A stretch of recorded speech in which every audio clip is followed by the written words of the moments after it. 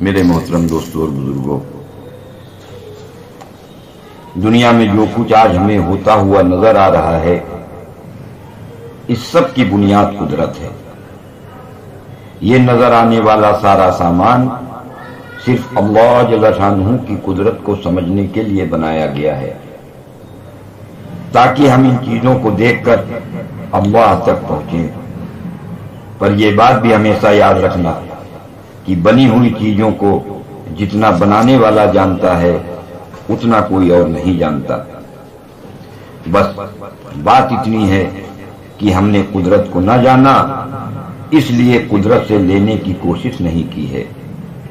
حالانکہ اللہ جل شانہ تو ہر وقت دینے کے لیے تیار ہیں۔ ایسا نہیں ہے کہ نبیوں کے بعد اس نے اپنی قدرت سے دینے کا راستہ بند کر دیا ہو۔ قدرت سے لینے کا راستہ قیامت تک کھلا ہوا ہے، اور وہ راستہ ہے نماز کا۔ اللہ جل شانہ نے انسانوں کو کامیاب کرنے کے لیے چیزوں کے مقابلے پر ہی نماز دی ہے۔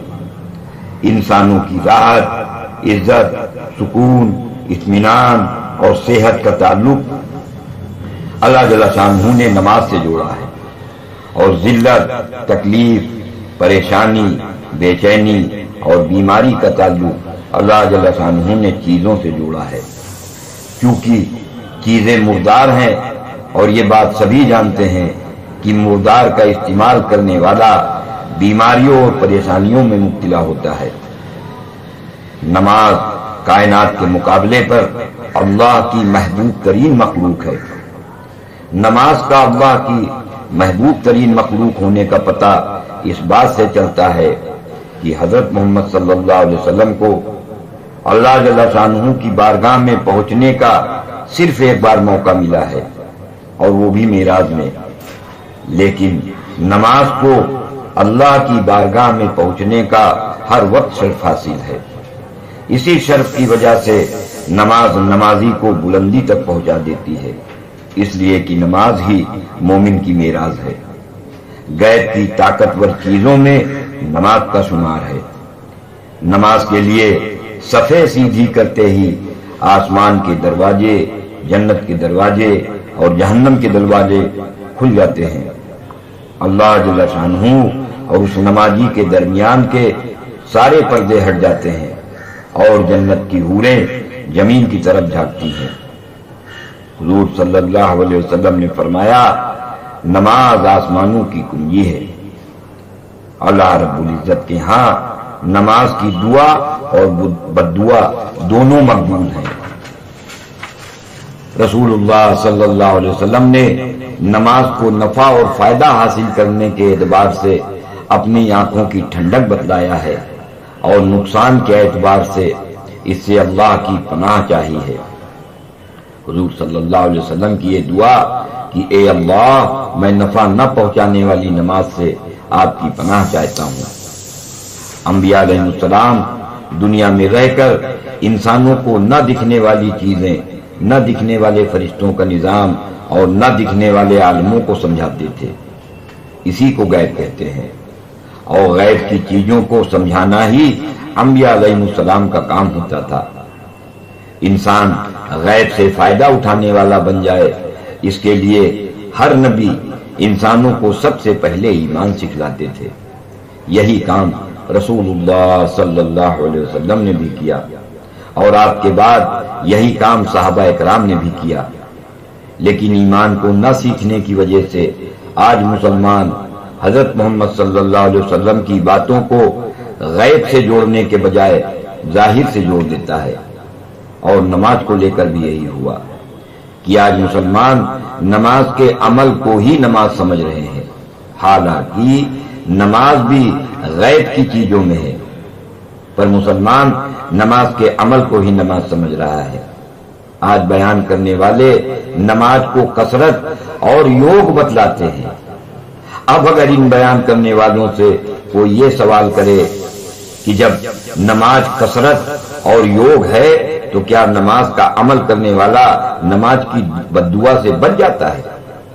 اس لیے ضرورت اس بات کی ہے کہ سب سے پہلے عمل کو سمجھا جائے کہ عمل کس کو کہتے ہیں، ہاں پھر نماز کو سمجھیں کہ نماز کیا ہے، کہ انسانی جسم کی 7 چیزیں، آنکھ، کان، زبان، ہاتھ، پیر، دماغ اور شرمگاہ، یہ وہ 7 چیزیں ہیں کہ ان سے جو بھی حرکت ہوتی ہے، ان سے ہونے والی حرکت کو عربی زبان میں عمل، اردو زبان میں حرکت، ہندی زبان میں کرم اور انگریزی زبان میں فنکشن کہتے ہیں۔ آپ اس کو اگر مثال سے سمجھنا چاہیں تو سمجھ سکتے ہیں کہ جس طرح موبائل کا جو کی پیڈ ہوتا ہے، اب تو ٹچ آنے لگے ہیں، وہ جو کی پیڈ ہوتا ہے، یہ موبائل کا جسم ہوتا ہے، یعنی اس کی پارٹس آف باڈی، جس سے کسی کو کال کرنے یا میسج لکھ کر بھیجنے یا کسی کو ایمیج وغیرہ واٹس ایپ سے بھیجنے یا میل کو کسی کو میل بھیجنا ہو تو اس کو سینڈ کرتے ہیں۔ ٹھیک اسی طرح ہمارے جسم کی ان 7 چیزوں سے ہونے والی حرکتیں آسمانوں کے اوپر سینڈ ہو جاتی ہیں، اور ریکارڈ کے طور پر، ثبوت کے طور پر ان حرکتوں کو لکھنے والے فرشتے فجر اور عصر کی نماز کے بعد روزانہ 2 مرتبہ آسمانوں کے اوپر لے جاتے ہیں، تاکہ قیامت کے دن انسانوں کو ان کے عمل دکھلائے جائے۔ اب رہی بات کہ یہ کرامن کاتبین کے لقب سے پکارے جانے والے فرشتے انسان کے دائیں اور بائیں کاندھوں پر بیٹھ کر آخر کیا لکھتے ہیں؟ حدیث کی روشنی میں دائیں کاندھے پر بیٹھا ہوا فرشتہ نیکی لکھتا ہے اور بائیں کاندھے پر بیٹھا ہوا فرشتہ برائی لکھتا ہے۔ لیکن ایمان کو نہ سیکھنے کی وجہ سے آج ہمیں پتہ نہیں کہ اللہ تعالیٰ نے ہمارے جسم کے اعضاء، آنکھ، کان، زبان، ہاتھ، پیر، دماغ اور شرمگاہ، ان کو کیوں بنایا ہے۔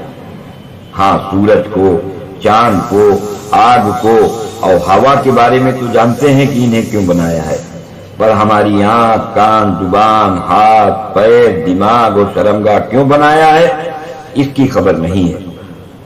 آج اگر کسی سے بھی یہ پوچھو کہ اللہ تعالیٰ نے یہ آنکھ کیوں بنائی، تو جواب دے گا کہ دیکھنے کے لیے۔ زبان کیوں بنائی، جواب ملے گا بولنے کے لیے۔ کان کیوں بنائے، تو جواب دے گا سننے کے لیے۔ دماغ کیوں بنایا، تو جواب دے گا سوچنے کے لیے۔ اسی طرح باقی اور جسم کیا آ جائے۔ حالانکہ یہ جتنی باتیں بھی بتلائی جا رہی ہیں وہ بتلا رہی، یہ بات بالکل سرے سے جھوٹی ہے کہ اللہ تعالیٰ نے آنکھ دیکھنے کے لیے بنائی۔ اللہ تعالیٰ نے آنکھ دیکھنے کے لیے نہیں بنائی۔ اگر آنکھ دیکھنے کے لیے بنائی ہوتی تو پھر انسان ان آنکھوں سے جو چاہے وہ دیکھتا، یہ چاہے کسی عورت کو ننگا نہاتا ہوا دیکھے یا اپنے موبائل میں ننگا ناچ دیکھے، پر ایسا نہیں، بلکہ اللہ تعالیٰ نے آنکھ بنا کر اس میں روشنی بھیجی، تو روشنی کے ساتھ ہی حکم بھیجا کہ آنکھ کی روشنی سے یہ دیکھنا اور یہ نہیں دیکھنا۔ زبان بنائی، پھر زبان پر بول بھیج کر نبی کے ذریعے سے یہ حکم بھجوایا کہ زبان کے بول سے یہ بولنا اور یہ نہ بولنا کہ تم کسی کی ماں بہن کو گالی دو یا کسی کی غیبت کرو۔ اس لیے زبان نہیں بنائی تھی، بلکہ اللہ تعالیٰ نے زبان بنا کر اس میں بول بھیجے، تو بول کے ساتھ ہی حکم بھی بھیجا کہ زبان سے یہ بولنا اور یہ نہیں بولنا۔ اسی طرح بدن کے ہر اعضاء سے کیا کرنا اور کیا نہیں کرنا نبی کے ذریعے سے کھول کھول کر ہمیں بتلایا گیا ہے۔ اس لیے حضرت ابن عباس رضی اللہ عنہ نے فرمایا کہ گناہ کرنے کے بعد کچھ باتیں ایسی ہوتی ہیں جو گناہ سے بھی بڑی ہوتی ہیں۔ اگر گناہ کرتے وقت تمہیں اپنے دائیں بائیں کے فرشتوں سے شرم نہ آئی تو یہ اس کیے ہوئے گناہ سے بھی بڑا گناہ ہے۔ یہ اس کیے ہوئے گناہ سے بھی بڑا گناہ ہے اگر ہمیں اپنے دائیں بائیں کے فرشتوں کے اس کا خیال نہیں۔ اس لیے میرے محترم دوستوں بزرگوں، ہمیں اپنے بدن کے ان اعضاء کو جس طرح سے بنانے والے نے بتلایا ہے، اگر اس طرح ہم اس کا استعمال کریں گے تو اللہ جل شانہ ہمیں اور آپ کو اس دنیا کے اندر چیزیں ہوں یا نہ ہوں کامیاب کر کے دکھلائیں گے۔ اب یہ جو ہمارے عمل ہیں، یہ عمل کہ فرشتوں سے ہم حیا نہیں کرتے ہیں، تو یہ فرشتوں سے حیا نہ کرنا جو دونوں کاندھوں پہ بیٹھے ہیں اور ان کا خیال نہ کرنا، یہ اس بات کی علامت ہے کہ ہمیں اپنے کاندھوں پہ بیٹھے ہوئے فرشتوں کی معلومات تو ہے، فرشتوں کی موجودگی کا یقین نہیں ہے۔ کیا مطلب اس کا یقین نہیں؟ یعنی فرشتوں پر ایمان نہیں ہے۔ مثال کے طور پر ایک ڈاکٹر نے ہم سے کہا کہ تمہارے دماغ میں کینسر ہے یا تمہارے سر میں ٹیومر ہے، لہذا تم ان چیزوں سے بچنا اور یہ کام کرنا۔ ڈاکٹر کی اس بات کا یقین ہماری زندگی کے استعمال کو بدل دیتا ہے، حالانکہ نہ ہم نے کینسر کو دیکھا اور نہ ہم نے ٹیومر کو دیکھا کہ یہ دکھنے والی چیز ہی نہیں ہے، بس 24 گھنٹے کینسر اور ٹیومر کے دھیان و خیال کے ساتھ ہمارے گزرتے ہیں کہ زندگی کا بدلنا ڈاکٹر کی بات کے یقین کی وجہ سے ہوا ہے۔ پر ہمارا حضرت محمد صلی اللہ علیہ وسلم کی بات کا ہم پر کتنا یقین ہے، ہم حضور صلی اللہ علیہ وسلم پر کتنا ایمان لائے ہیں کہ اللہ کے نبی کی باتوں کے یقین نے ہماری زندگی کے استعمال کو کتنا بدلا ہے، اس کا فیصلہ یہ تو ہمیں اور آپ کو خود کرنا پڑے گا۔ حضرت ابوبکر صدیق رضی اللہ تعالیٰ عنہ جب بیت الخلاء میں داخل ہونے کا ارادہ کرتے تھے تو اپنی چادر کو بچھا دیتے تھے اور فرماتے تھے کہ اے موافق فرشتوں، تم لوگ یہاں اس چادر پر تشریف رکھو، میں نے اللہ تعالیٰ سے عہد کیا ہے کہ میں بیت الخلاء میں کوئی بات نہیں کروں گا۔ اب رب کی مرضی اور منشا والے عمل یہ کیا ہے؟ تو حضور صلی اللہ علیہ وسلم کی ساری زندگی، آپ علیہ السلام کی ساری زندگی سے جو آپ کے جسم اطہر سے جو حرکتیں ہوئی ہیں، یعنی جو عمل ہوئے ہیں، وہی اللہ کی مرضی و منشا والے عمل ہیں۔ اگر انسان نے جسم کی ان چیزوں کو اپنے بنانے والے کی مرضی پر استعمال کیا، جس طرح حضرت محمد صلی اللہ علیہ وسلم نے استعمال کیا یا استعمال کرنے کے لیے بتلایا ہے کہ آنکھ سے وہ دیکھو جس کے دیکھنے کا رب نے حکم دیا تھا، کان سے وہ سنو جس کے سننے کا رب نے حکم دیا ہے، زبان سے وہ بولو جس کے بولنے کا رب نے حکم دیا ہے، ہاتھ سے وہ کرو جس کے کرنے کا رب نے حکم دیا ہے۔ ایسے انسانوں کی روح پر آسمانوں کے اوپر سے عزت کے، راحت کے، چین و سکون اور اطمینان کے فیصلے بھیجے جاتے ہیں، اور یہ جو فیصلہ آتا ہے وہ اس کے جسم کے اوپر ظاہر ہوتا ہے، اس لیے کہ عمل کا نتیجہ ظاہر ہونے کی جگہ جو ہے وہ اس کا جسم ہے، عمل کرنے والے کا جسم، فیصلے جو اللہ کی طرف سے آئیں گے وہ اسی پر ظاہر ہوں گے۔ حضور صلی اللہ علیہ وسلم آپ والے عمل اللہ کی قدرت سے لینے کا سبب اور ذریعہ ہے۔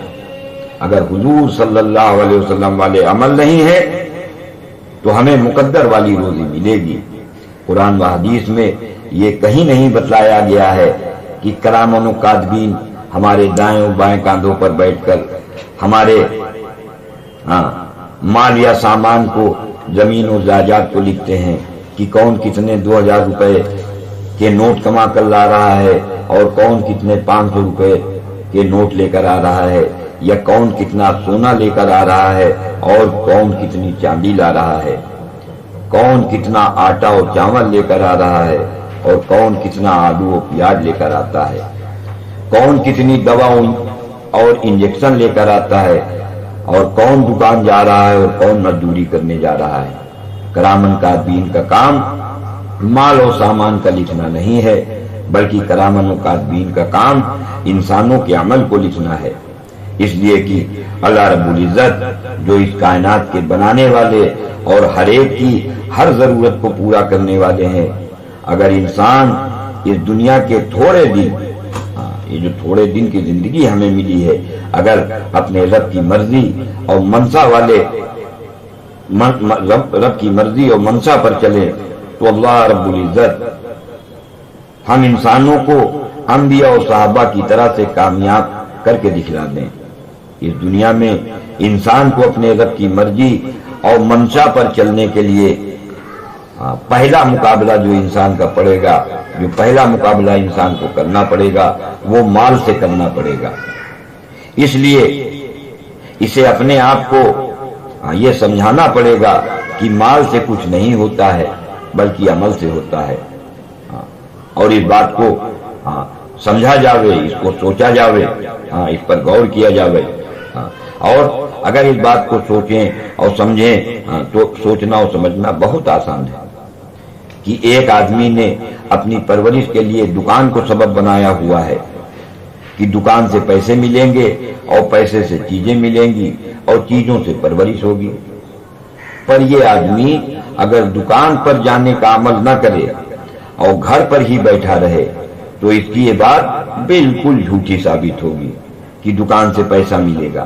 ہاں، اس کو دکان سے ہی پیسہ ملے گا، پر جب یہ اپنی دکان جانے کا عمل کرے۔ کیا مطلب؟ یعنی اپنے پیروں کے عمل سے دکان جائے، پھر ہاتھ کے عمل سے دکان کھولے، آنکھ کے عمل سے دکان کے اندر دیکھے، اگر کوئی گراہک آ گیا تو کان کے عمل سے اس کی بات سنے اور زبان کے عمل سے پھر اس سے سودا طے کرے۔ سودا طے ہو جانے کے بعد پھر ہاتھ کے عمل سے سودا دے کر پیسے لے گا۔ اب ہم خود اس بات پر فیصلہ کریں کہ پیسہ دکان سے ملا یا عمل سے ملا۔ اب اگر یہ دکان پر نہ جا کر کسی کے ہاں مزدوری کے عمل کرتا تو مزدوری کے عمل سے اسے پیسہ ملتا۔ اس لیے میرے دوستوں اور بزرگوں، پیسہ دکان سے یا مزدوری سے یا کارخانوں سے نہیں ملتا بلکہ ان شعبوں میں کیے ہوئے عمل پر ملتا ہے۔ پھر اب جو دوسری بات ہمیں اور آپ کو سوچنے اور سمجھنے کے لیے اپنی زندگی کو اس پر ہم ڈالیں تو دوسری بات جو سوچنے اور سمجھنے کی ہے وہ یہ کہ چیزیں پیسے سے نہیں ملتی، چیزیں بھی عمل سے ملتی ہیں۔ کیسے اس بات کو سمجھا جاوے؟ اسے سمجھنے کے لیے مثال کے طور پر کہ کوئی آدمی کسی دکان پر اگر صابن خریدنے کے لیے اپنے ہاتھوں میں 100 روپے کا نوٹ لے کر جائے، پر آنکھ، زبان اور ہاتھ کا عمل نہ کرے، یعنی زبان سے کچھ نہ بولے، آنکھ اور ہاتھ سے اشارہ نہ کرے، تو 100 روپے تو کیا، اگر 2000 روپے کا بھی نوٹ اس کے ہاتھ میں ہوگا تو اسے صابن تو بہت دور کی چیز ہے، اسے نمک بھی نہیں ملے گا۔ اب اس مثال کو سامنے رکھ کر ہم سب خود یہ فیصلہ کریں کہ صابن یا نمک روپے سے ملتا ہے یا عمل سے ملتا ہے۔ یہ بات بالکل واضح اور صاف ہے کہ دکان، مزدوری یا نوکری وغیرہ سے میں جو مال ہمیں ملے گا وہ عمل ہی سے ملے گا، اور سامان یا چیزیں وغیرہ بھی ہمیں یہ جو دکھ رہی ہیں مال سے ملتے ہوئے، یہ مال سے نہیں ملتی بلکہ سامان یا چیزیں بھی عمل ہی سے ملتی ہیں۔ اب سمجھنے والی بات یہ ہے کہ رب کی مرضی اور منشا والے عمل پر کامیابی کب ملے گی۔ یہ سمجھنے کی بات ہے کہ رب کی مرضی اور منشا والے عمل پر دنیا و آخرت میں کامیابی اس وقت ملے گی جب عمل کرنے والا عمل کے مقابلے پر جو دنیاوی سبب ہیں ان سے مایوس اور نا امید ہو کر نماز کو قائم کرے۔ اگر نماز کو قائم نہ کیا تو نماز قبول نہ ہوگی، اور جس کی نماز قبول نہ ہوگی اس کا کوئی عمل قبول نہ ہوگا۔ اس لیے کہ عزت یا ذلت، راحت یا تکلیف، سکون یا پریشانی، صحت یا بیماری، ان کے حال آسمانوں سے انسان کی روح پر اللہ کی مرضی سے آئیں گے، اور روح پر آنے والی چیز کو رب کی مرضی والے عمل ہی ہٹائیں گے۔ اور کون سے عمل ہٹائیں گے؟ جو عمل اللہ کے ہاں قبول ہوں گے۔ کائنات کی کسی چھوٹی یا بڑی چیز سے عزت یا ذلت، راحت یا تکلیف، سکون یا پریشانی، صحت یا بیماری، ان کا کوئی تعلق نہیں۔ نہ یہ حال ان چیزوں کی وجہ سے آتے ہیں اور نہ ان چیزوں سے جاتے ہیں۔ کیوں؟ کہ روح جو ہے وہ کرنٹ کے مانند ہے، اور جسم جو ہے وہ کرنٹ کے اندر جو تار ہوتا ہے اس کے مانند ہے. کرنٹ جو آ رہا ہے وہ تار پر تو اثر ڈال سکتا ہے کہ اگر کرنٹ بڑھ جائے گا یعنی وولٹیج اگر زیادہ آ گیا تو تار جل جائے گا، پر تار کرنٹ پر کوئی اثر نہیں ڈال سکتا. آپ چاہے 3 mm کا تار استعمال کرو یا 12 mm کا، کہ ذلت، تکلیف، پریشانی اور بیماری کا حال آیا تو روح پر ہے، اور انسان اپنی مرضی اور منشا والے عمل کائنات کی کسی یا چھوٹی بڑی چیز سے، آسمان سے آنے والے حال کو اگر ہٹانا چاہے تو یہ نہیں ہٹا سکتا. کرنٹ تو تار میں گھس سکتا ہے پر تار کرنٹ میں نہیں گھس سکتا. کہ روح پر آنے والی بیماری حضور اکرم صلی اللہ علیہ وسلم والے عمل سے ہی آسمان پر واپس ہو سکتی ہے، لیکن دوا کھانے یا انجیکشن کے لگوانے سے روح پر آئی ہوئی بیماری واپس نہیں جائے گی. لیکن آج ہمیں اور تمہیں نظر یہ آ رہا ہے کہ انسان پر چیزوں کے راستے ہی سے حال آ رہے ہیں اور جا رہے ہیں. ایسا کیوں؟ تو ایسا ہونے کی وجہ میرے دوستوں اور بزرگوں انسان کا گمان ہے کہ اللہ جل شانہ نے اپنے بندوں سے بات ارشاد فرمائی ہے کہ میں اپنے بندوں کے ساتھ ویسا ہی معاملہ کرتا ہوں میرا بندہ مجھ سے جیسا گمان کرتا ہے. اب بندوں کا گمان صحیح کرنے کے لیے اللہ تعالیٰ نے نماز دی ہے، جس کی نماز عرش پر پہنچ کر سفارش کر دے گی اس کا کام بن جائے گا، اور جس کا کام بن جائے گا اس کا عمل سے ہونے کا گمان بنے گا. اس لیے خوب اچھی طرح سمجھ لو، نماز الگ چیز ہے اور عمل الگ چیز ہے. نماز عرش پر پہنچ کر نمازی کی سفارش کرتی ہے اور انسان اس زمین پر نماز کا عمل کرتا ہے. اللہ کے نبی صلی اللہ علیہ وسلم نے فرمایا ہے، روایت کے اندر یہ بات موجود ہے کہ نماز روشن اور چمکدار ہو کر نمازی کو دعا دیتی ہوئی آسمانوں کے اوپر چلی جاتی ہے کہ اے اللہ کہ تیری بھی اللہ جل شانہ تیری بھی ایسے ہی حفاظت کریں جیسے تو نے میری حفاظت کی ہے. اور پھر یا تو یہ نماز سیاہ رنگ میں نمازی کو بددعا دیتی ہے کہ اللہ تعالیٰ تجھے بھی ایسے ہی برباد کرے جس طرح تم نے مجھے برباد کیا ہے.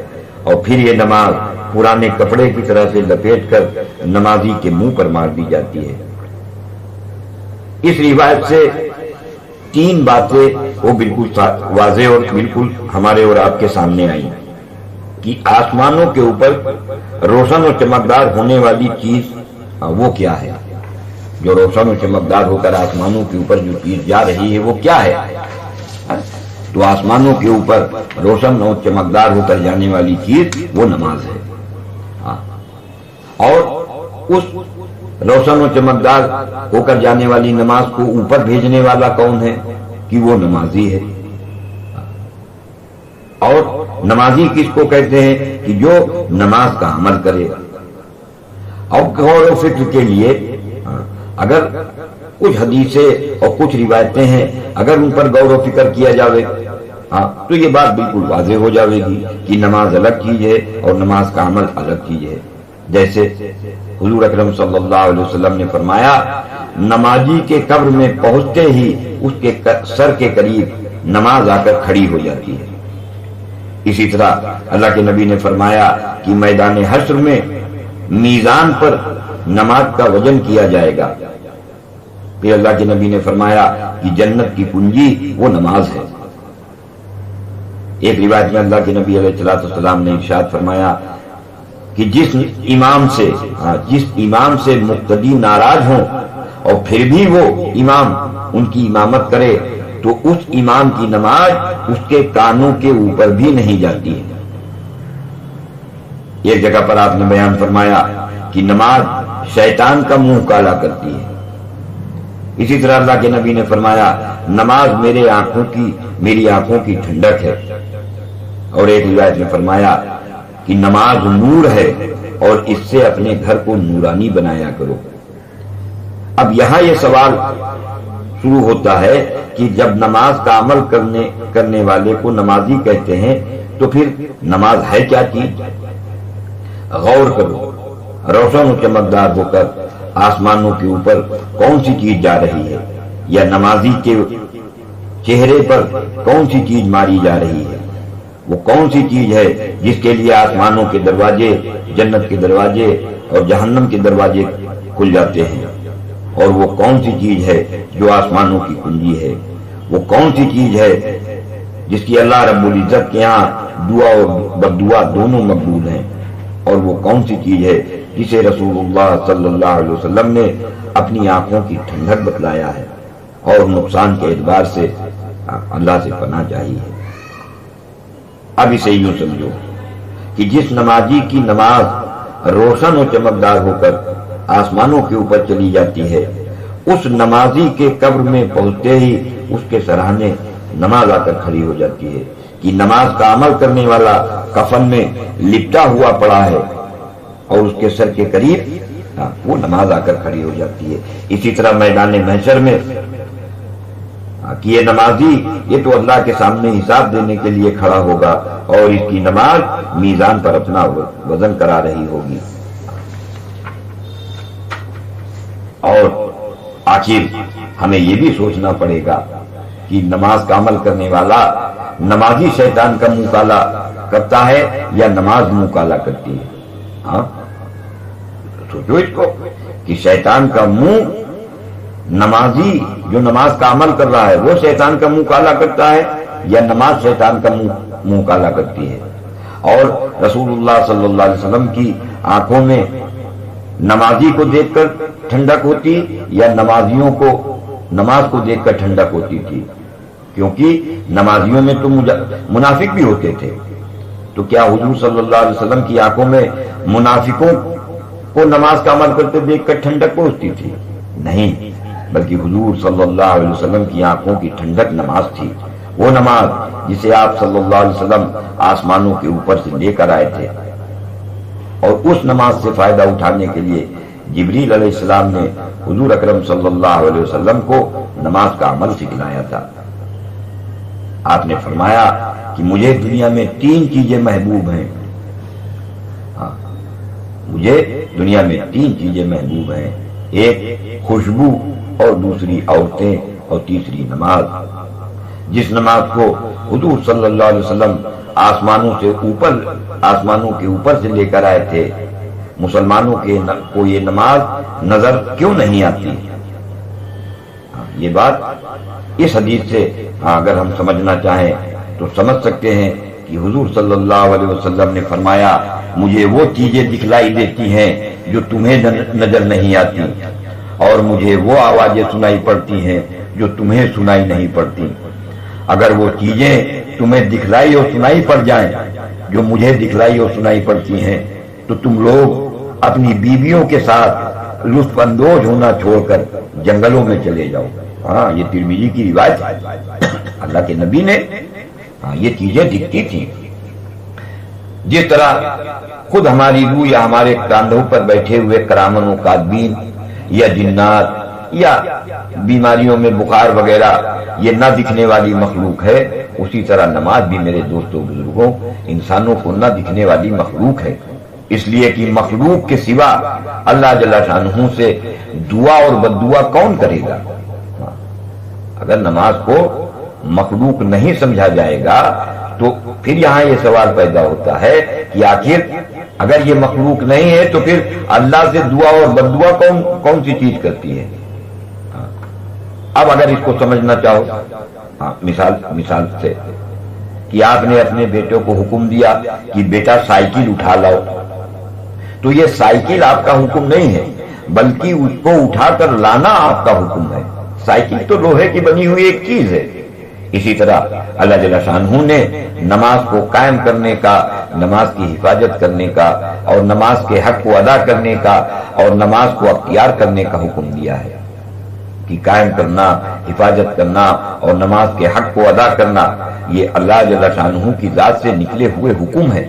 نماز تو مخلوق ہے، جیسے اٹھا لاؤ انسان کی ذات سے نکلا ہوا حکم ہے، سائیکل تو مخلوق ہے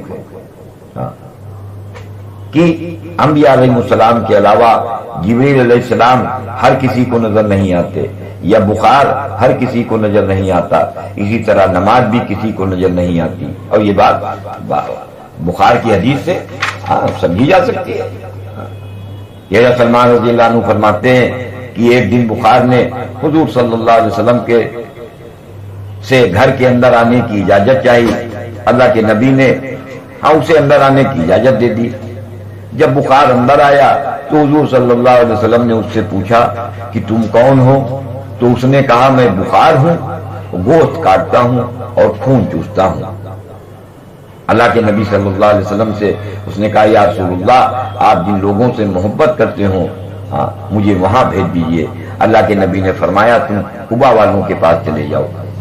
چنانچہ بخار قبا والوں کے پاس چلا گیا اور ان سب کا اتنا خون چوسا اور گوشت کاٹا ہے کہ ان کے چہرے پیلے ہو گئے. انہوں نے آ کر اللہ کے نبی علیہ الصلوۃ والسلام سے بخار کی شکایت کی. اللہ کے نبی صلی اللہ علیہ وسلم نے ان لوگوں سے فرمایا کہ تم لوگ کیا چاہتے ہو؟ اگر تم چاہو تو میں اللہ سے دعا کر دوں تو اللہ تعالیٰ بخار کو واپس بلا دے، اور اگر تم لوگ چاہو تو بخار کو رہنے دو جس سے تم لوگوں کے سارے گناہ معاف ہو جائیں. قبا والوں نے عرض کیا یا رسول اللہ آپ بخار کو رہنے دیجئے. یہ روایت ہے بدایہ کی. ذرا سوچو اس بخار کے بارے میں، کیا بخار انسان کو نظر آتا ہے؟ لیکن مدینہ منورہ میں بخار حضور صلی اللہ علیہ وسلم کے گھر کے اندر آنے کی اجازت مانگ رہا ہے. اب یہ بات شاید آپ حضرات کو سمجھ میں آ گئی ہو کہ نماز اور نمازی یہ الگ الگ چیز ہے، جس طرح بخار اور انسان الگ الگ چیز ہے. نماز سے فائدہ حاصل کرنے کے لیے حضرت محمد صلی اللہ علیہ وسلم نے ہمیں اور تمہیں نماز کا عمل بتلایا ہے. نماز کا عمل نماز کو قائم کرنے کے لیے، نماز کا عمل نماز کو قائم کرنے کے لیے. اللہ کے نبی صلی اللہ علیہ وسلم نے فرمایا جس نے نماز کو قائم کیا اس نے دین کو قائم کیا، اور جس نے نماز کو قائم نہ کیا اس نے دین کو گرا دیا، ڈھا دیا. جب مسلمان نماز کو قائم کرے گا تب نماز قبول ہوگی، اور جب نماز قبول ہوگی تو اس کے ہر چھوٹے بڑے عمل یہ قبول ہوں گے، اور جس کی نماز قبول نہیں ہوگی اس کا کوئی بھی چھوٹا بڑا عمل قبول نہیں ہوگا. اللہ کے نبی صلی اللہ علیہ وسلم نے فرمایا جس کی نماز قبول ہوگی اسی کے عمل قبول ہوں گے، اور جس کی نماز قبول نہ ہوگی اس کے کوئی عمل قبول نہ ہوں گے. اس لیے سارا مسئلہ نماز کے قبول کرانے کا ہے. ہمارے تمہارے سامنے صرف اتنی سی بات ہے کہ نماز پڑھا کرو. حالانکہ قرآن و حدیث میں نماز کو پڑھنے کا کہیں بھی حکم نہیں، بلکہ نماز کو قائم کرنے کا، نماز کی حفاظت کرنے کا اور نماز کے حق کو ادا کرنے کا حکم ہے. اس کو بھی اگر سمجھنا چاہو تو اس طرح سمجھ لو کہ آپ نے اپنے بیٹے کو سائیکل اٹھا لانے کا حکم دیا ہے، نہ کہ سائیکل کو پڑھنے کا حکم دیا ہے. سائیکل کوئی پڑھنے کی چیز نہیں ہے، اسی طرح نماز کوئی پڑھنے کی چیز نہیں ہے، بلکہ قائم کرنے، حفاظت کرنے اور اس کے حق کو ادا کرنے کے لیے مسلمانوں کو ملی ہے. اب یہاں پر یہ سوال اٹھتا ہے کہ نماز کہاں قائم ہوگی؟ نماز کہاں قائم ہوگی؟ تو نماز مسلمان کے اندر قائم ہوتی ہے، پر نماز اسی مسلمان کے اندر قائم ہوتی ہے جس نے اپنے دل کو نماز کے لیے خالی کر لیا ہو. کیونکہ رسول اللہ صلی اللہ علیہ وسلم نے نمازی کو یہ حکم فرمایا ہے کہ نماز کے لیے اپنے دل کو فارغ کر لو، کہ دل فارغ ہونا چاہیے. اس لیے کہ رسول اللہ صلی اللہ علیہ وسلم نے یہ بات فرمائی ہے کہ نماز نور ہے اور یہ تمہارے دل کو نورانی بنا دیتی ہے. نماز اسی وقت قائم ہوگی جب مسلمان اور اس کا دل اللہ کے غیر کی امیدوں سے خالی ہوگا. نماز کو اپنے اندر قائم کرنے کا مطلب نماز کے عمل کے وقت مسلمانوں کے اندر تین چیزیں موجود ہوں. دیکھو اندر کی بات ہے، باہر کی بات نہیں، کہ اندر اندر اندر تین چیزیں موجود ہوں. کیا ہیں تین چیزیں؟ کہ پہلی چیز حماتن اللہ کی طرف یہ متوجہ ہو، دوسرے اطمینان سے رکوع و سجدہ کرے، اور تیسرا اللہ کو دیکھ رہا ہو. حضرت ابن عباس رضی اللہ عنہ نے فرمایا ہے کہ نماز قائم کرنے سے مراد حماتن اللہ کی طرف متوجہ رہنا، اطمینان سے رکوع اور سجدہ کرنا اور خشوع کے ساتھ نماز کا عمل کرنا۔ یہ تین باتیں حضرت ابن عباس رضی اللہ عنہ انہوں نے ارشاد فرمائی ہے کہ نماز کو قائم کرنے کے لیے یہ تین شرائط ہیں، تین چیزیں ہیں۔ جیسے نماز کا عمل کرنے کے لیے 14 شرائط ہیں کہ پاک ہو، وضو ہو، 14 شرائط، اسی طرح قائم کرنے کے لیے وہ قائم اندر ہوگی، اور اندر قائم کرنے کی جو شرائط ہیں وہ تین ہیں کہ حماتن اللہ کی طرف متوجہ رہے، اطمینان سے رکوع و سجدہ کرے اور اللہ کو دیکھتے ہوئے عمل کرے۔ کہ نماز حماتن اللہ کی طرف متوجہ رہنا، اس کا تعلق علم سے ہے، اور اطمینان سے رکوع و سجدہ کرنا اس کا تعلق ایمان سے ہے، اور خشوع کے ساتھ نماز کا عمل کرنا اس کا تعلق دھیان سے ہے۔ حضرت ابو ذر رضی اللہ عنہ حضور صلی اللہ علیہ وسلم کا یہ ارشاد نقل فرماتے ہیں کہ مسلمان جب نماز کے عمل کے لیے کھڑا ہوتا ہے تو اللہ جل شانہ اس کی طرف اس وقت تک پوری توجہ فرماتے ہیں جب تک کہ وہ نماز کے عمل میں کسی اور طرف متوجہ نہ ہو۔ جب بندہ اللہ کی طرف سے اپنی توجہ ہٹا لیتا ہے تو اللہ تعالیٰ بھی اس کی طرف سے توجہ ہٹا لیتے ہیں۔ عقبہ بن عامر جونی رضی اللہ عنہ نے اسی طرح حضور اکرم صلی اللہ علیہ وسلم کا ارشاد نقل فرمایا کہ جو مسلمان کامل وضو کر کے 2 رکعت نماز کا عمل اس طرح کرتا ہے کہ دل اللہ کی طرف متوجہ رہے اور اعضاء میں بھی سکون ہو، تو اس کے لیے یقیناً جنت واجب ہو جاتی ہے۔ نماز کے عمل میں حماتن اللہ کی طرف متوجہ رہنے کے لیے 2 چیزوں کے علم کی ضرورت ہے۔ کتنے چیزوں کی؟ 2 چیزوں کے علم کی ضرورت ہے۔ پہلا علم جو ہمیں چاہیے وہ یہ کہ ہم کس کے سامنے کھڑے ہیں، اور دوسرا علم کہ ہم اس سے کیا کہہ رہے ہیں۔ آج اگر ہمیں اس کا علم ہوتا کہ ہم کس کے سامنے کھڑے ہونے جا رہے ہیں تو ہمارے بدن میں کپ کپی طاری ہو جاتی اور ہمارا چہرہ پیلا پڑ جاتا کہ ہم کس کے سامنے کھڑے ہونے جا رہے ہیں۔ نئے مسلمان حضرت رضی اللہ عنہ سے اور حضرت حسن رضی اللہ عنہ سے بھی روایت ملتی ہے کہ ان سے اذان کے وقت پوچھتے تھے کہ اذان کی آواز سنتے ہی آپ کا چہرہ پیلا کیوں پڑ جاتا ہے؟ وہ فرماتے تھے معلوم ہے کس کے سامنے کھڑا ہونے جا رہا ہوں۔ تو صحابہ کا چہرہ کیوں پیلا پڑ جاتا تھا؟ تو چہرہ پیلا پڑنے کی وجہ ان کے دلوں میں اللہ جل شانہ کی عظمت تھی۔ صحابہ کے اندر یہ عظمت اور خوف پیدا ہوا تھا اللہ کی قدرت کا، اس کی ربوبیت کا، اس کی طاقت کا علم حاصل کرنے سے۔